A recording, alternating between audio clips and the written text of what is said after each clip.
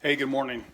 This is my first video ever on YouTube, and I thought I would show you how we pushed back a block wall in a new rental home that my son and I purchased.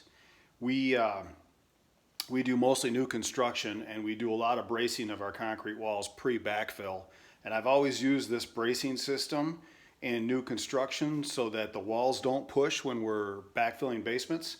And I thought I'd give this a shot with this block wall because we were trying to come up with ways to push the block wall back into place. So as you can see behind me, we had a block wall that is caving. Actually, it was caving in. We dug the dirt out on the outside. We dug it out about a foot and a half.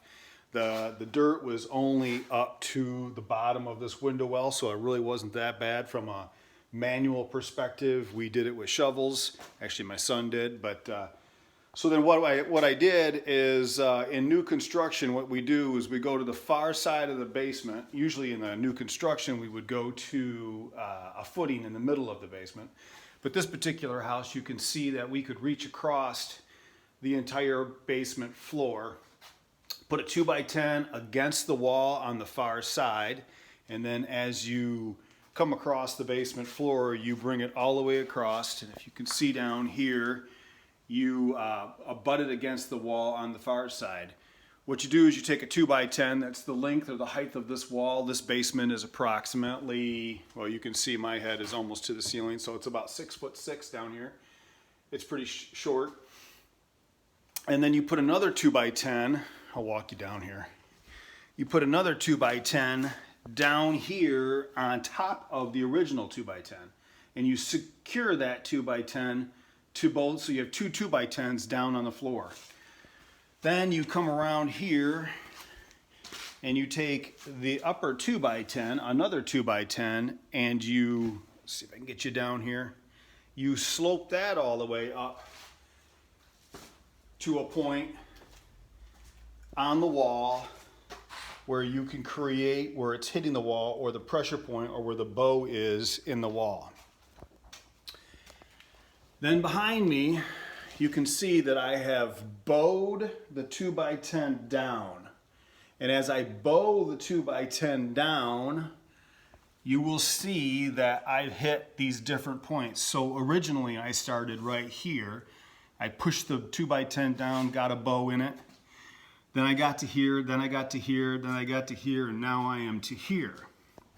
Now I still have a bow in the 2x10. As well as I did it in 3 different locations down this wall. This wall is approximately 30 feet. The house is 20 by 30, 2-story home. But I found the key points in the wall where I felt it would be best to push it out. In new construction, with the 2x10 bowed down, I just put this little 2x4 underneath there. This 2x4, when the 2x10 is bowed, displaces weight down to the bottom 2x10.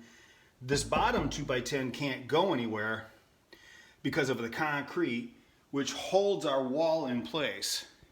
But in this home, I want to push the wall out. So what I did is I got a car jack.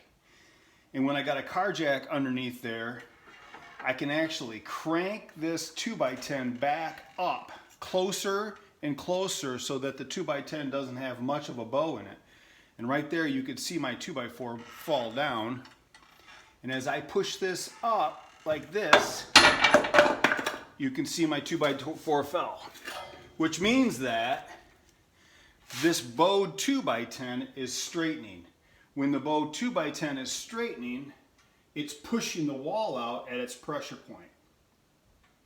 So what I did, I might give that one more small push. I did it real nice and lightly. Don't want to do anything too fast. And then I put the 2x10, the 2x4 back in. One last push to get it a little bit straighter, because I like the 2x4 to be just a little bit straighter. And then I just released my weight or my payload back down. When I did that, my 2x10 became straighter. When my 2x10 became straighter, I pushed my wall out. I did that several times all the way down on all 3 of the 2x10s down the wall. Ultimately, what that got me was a wall that was bowed in 2 to 3 inches is now virtually plumb.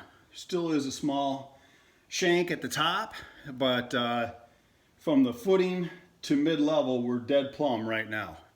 That's just my hands-on version or my old school way of plumbing a wall or getting a wall straight again.